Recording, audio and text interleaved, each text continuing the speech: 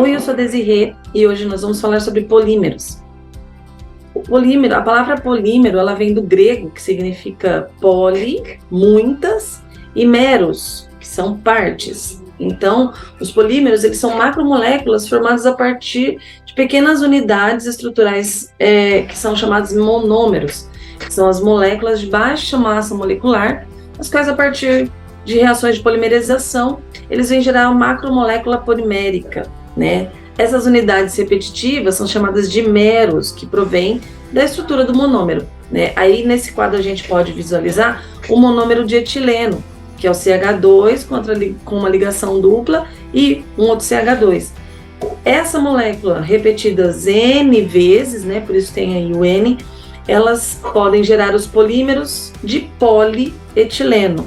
Por isso a palavra poli, muitos etilenos, né? A partir de 2 a milhares de moléculas já podem caracterizar o polímero. Esse polímero é um polímero sintético, né? Ou seja, ele é produzido em laboratório. Porém, nós temos outros polímeros que não foram inventados pelo ser humano.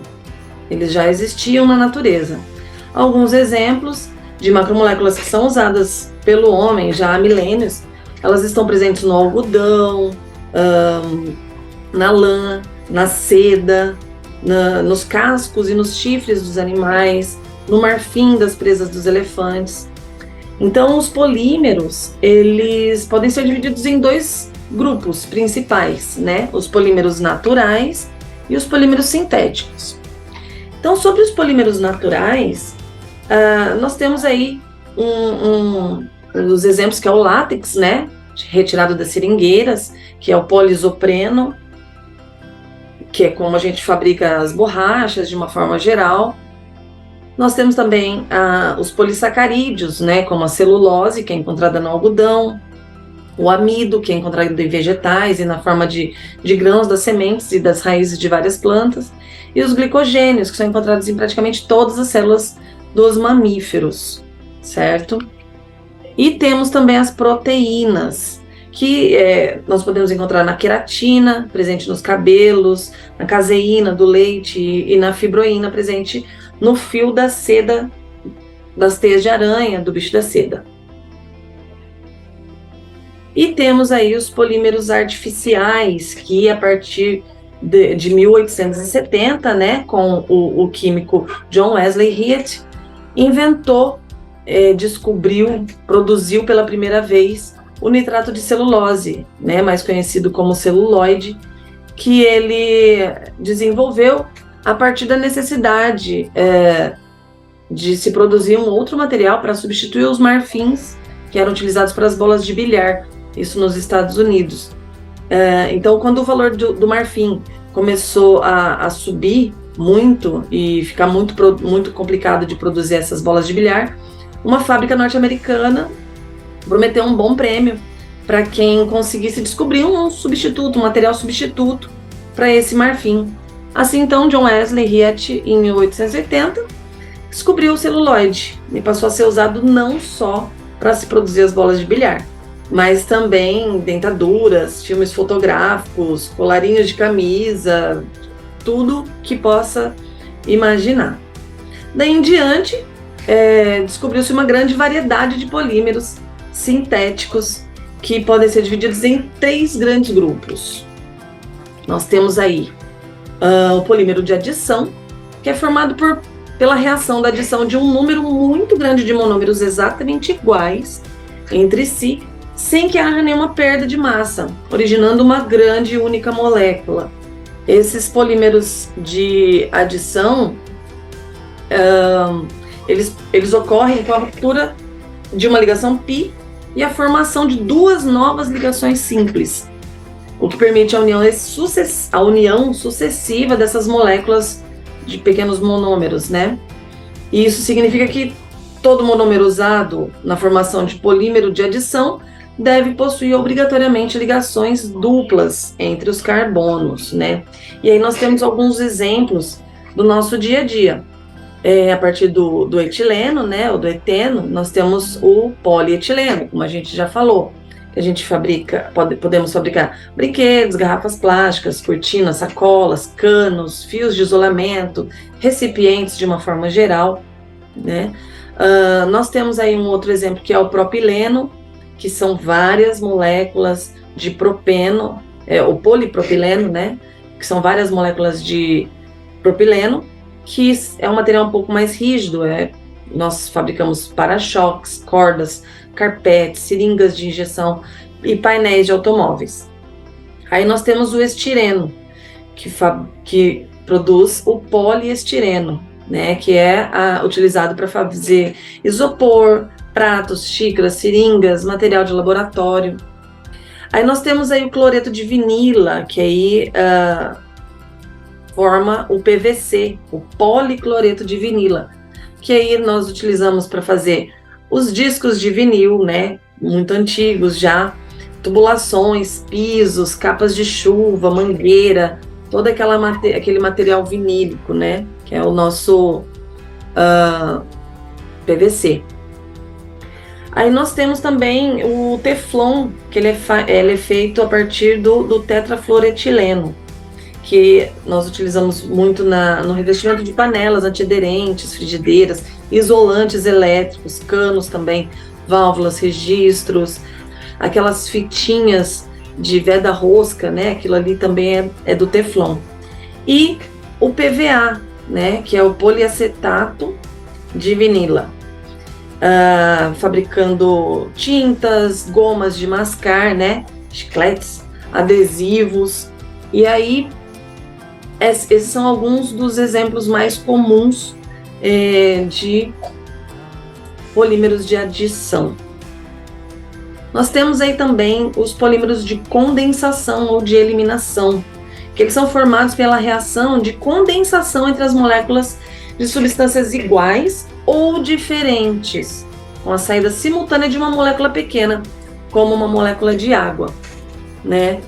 Os nossos maiores exemplos, nós temos aí o poliéster tergal, que é um tipo de tecido, o poliéster PET, que é de garrafas PET, né? A poliamida, que é o nylon, né? Nós podemos fabricar roupas, meia calça. Temos também a poliamida Kevlar, que é utilizada na fabricação de coletes, à prova de bala. Temos também os silicones, de uma forma geral, e o baquelite, que já é esse produto mais rígido. Nós temos aí os polímeros de rearranjo, que aí, nesse caso, um ou mais monômeros sofrem um rearranjo em suas estruturas. À medida em que ocorre a reação de polimerização, eles vão se reorganizando, se rearranjando, alterando a sua localização. E um dos maiores exemplos é o PU, né, o poliuretano, que a gente utiliza isso na fabricação de esponjas, espumas, né? Ele é um polímero que forma um material mais sólido, mas com textura muito similar à espuma. Ele é usado em produtos do dia a dia, pois o seu material possui excelentes características para a indústria, como a flexibilidade, a leveza, a resistência, a abrasão, né? Ele não risca, é mais resistente a isso, e tem a possibilidade de formatos diferenciados, né? O PU a gente utiliza tanto nessas esponjinhas de lavar louça, alguns colchões ainda se utilizam, espumas acústicas, entre várias outras. E aí, os polímeros sintéticos artificiais são chamados de plástico. E na sua fabricação, eles utilizam de calor e pressão, para que eles adquiram forma. E além disso, tanto os polímeros naturais quanto os artificiais, eles podem ser classificados em termoplásticos, que o seu formato ele pode ser modificado com o uso de calor e pressão, ou os termofixos, ou termorrígidos, que a sua estrutura tridimensional é rígida, com as ligações cruzadas, e logo o seu formato não pode ser modificado, né? Ele pode ser danificado, deteriorado, porém moldado, modificado através de calor ou pressão não é possível. E o que fazer com tanto plástico no planeta? Reciclar plástico está longe de ser uma tarefa simples. No Brasil, 97% de todo o nosso lixo que produzimos, infelizmente, acaba nos aterros sanitários ou é incinerado. nós conseguimos reciclar apenas 3% de todo o nosso resíduo. Ou seja, somente uma parte muito pequena dos nossos resíduos plásticos são reutilizados. E com tanto para ser feito, existe um espaço muito grande em busca de melhorias. Os cientistas que trabalham com os processos químicos que sustentam a reciclagem de plásticos vão continuamente descobrindo novas maneiras de colocar esse material que ia entrar em desuso em uso novamente. Eles usam técnicas que vão desde transformar o plástico aerogéis a técnicas que produzem combustível para avião ou para outra quantidade absurda de veículos à base de plástico. Aí aqui eu vou citar 5 exemplos dessas tecnologias criativas que os cientistas estão conseguindo encontrar para usar esses resíduos de materiais, mas de uma forma muito mais produtiva, de uma forma muito mais consciente. O primeiro que eu vou falar que eu citei anteriormente é o combustível de avião, que parece que é uma coisa muito audaciosa querer transformar lixo em combustível de jatos comerciais, mas não está tão longe assim não, porque a British Airways, por exemplo, brincou com a ideia de construir uma fábrica de resíduos que transformavam plástico, entre outras coisas, em combustível renovável e queima limpa ainda. E tem muita pesquisa relacionada com um foco principal na aviação e tem como objetivo coisas muito semelhantes como a isso, sabe? Tipo, conseguir extrair combustível de algum resíduo ali que seria descartável como um combustível reaproveitado, em uma forma muito mais limpa de você conseguir ali uma energia. E os cientistas de Washington State University fizeram uma descoberta muito empolgante em um artigo que eles publicaram para a revista Applied Energy. O professor associado Han-Un Lee e seus colegas, eles derreteram um resíduo de plástico em alta temperatura com um carvão ativado e um carvão processado com a área de superfície aumentada, para poder produzir o combustível para a aviação.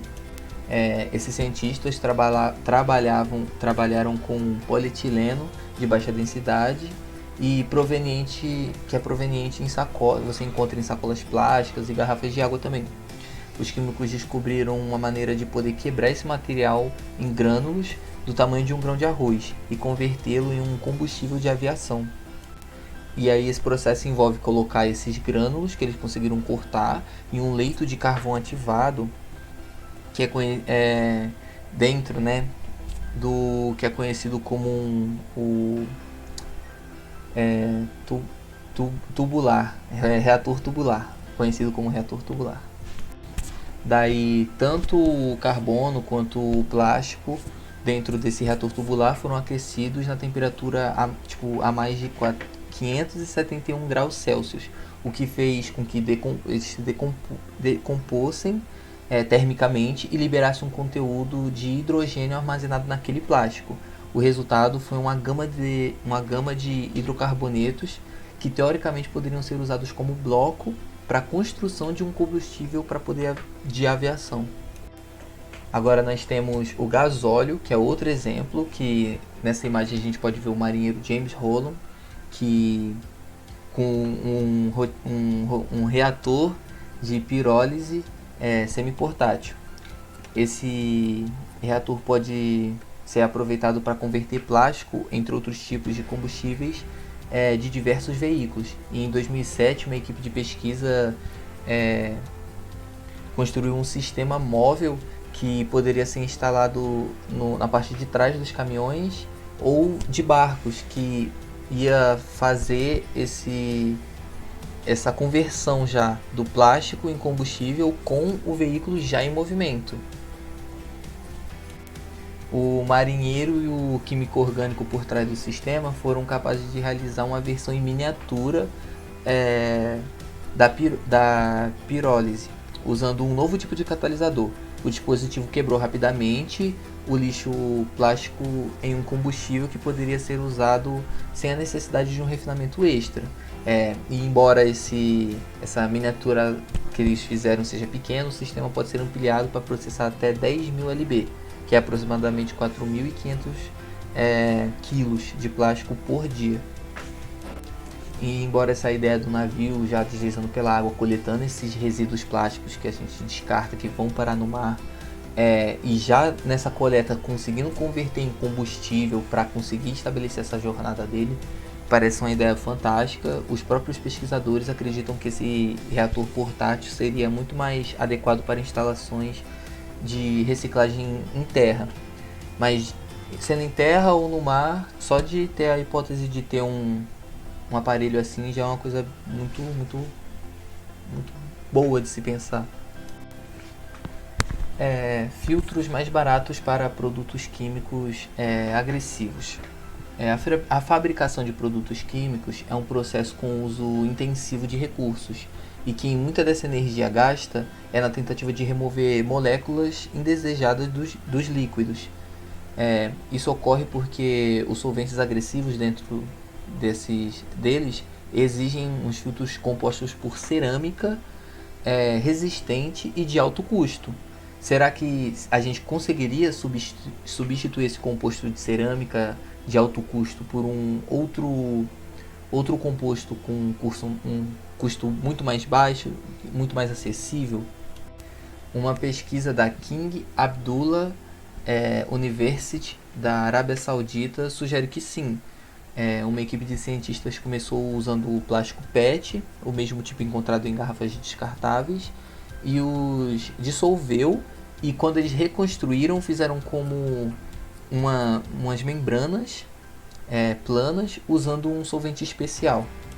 A equipe testou diversas versões dessa nova membrana de plástico reciclado, aprimorando seu design por meio de adições de um polímero extra, e tiveram como resultado um produto que funcionou melhor como filtro para remover moléculas do líquido mesmo. Então se mostrou muito viável.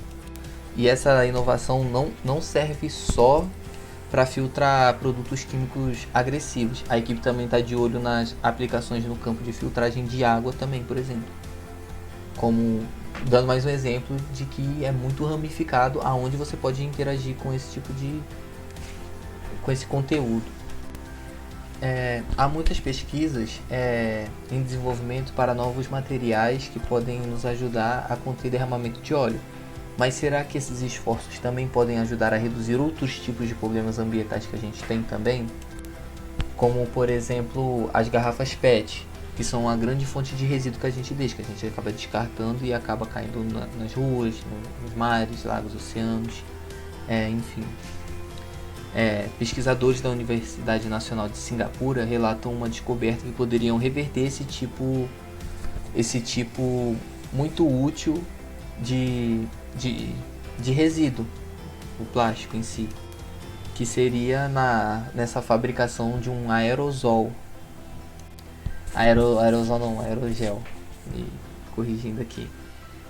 Para fazer isso, os cientistas transformaram os plásticos PETs em fibras e revestiram eles de sílica.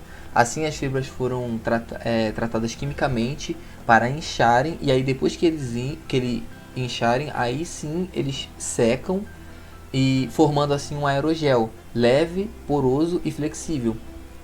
E foi descrito como o primeiro aerogel desse tipo a ser feito de PET.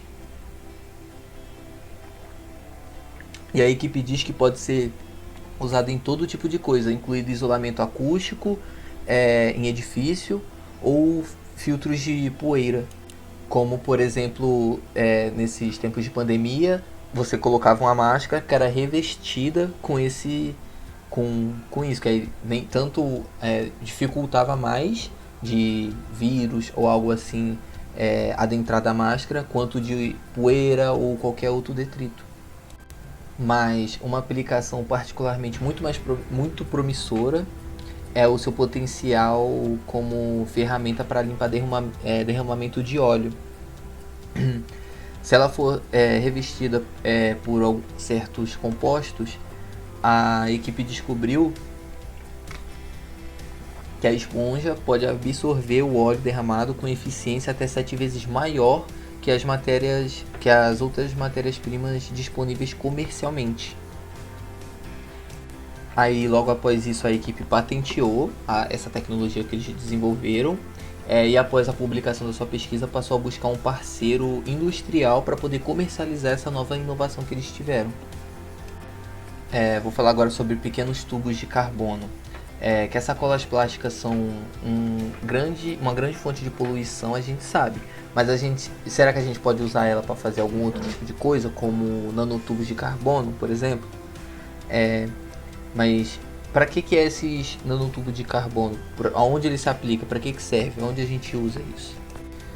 Como material, os nanotubos de carbono eles têm um potencial diverso em várias áreas, que vão desde a área da medicina, passando por engenharia naval, até as indústrias de segurança com dispositivos de desativação de bombas. Então é muito amplo, é muito ramificado as áreas de propriedades que esses tubos de carbono têm.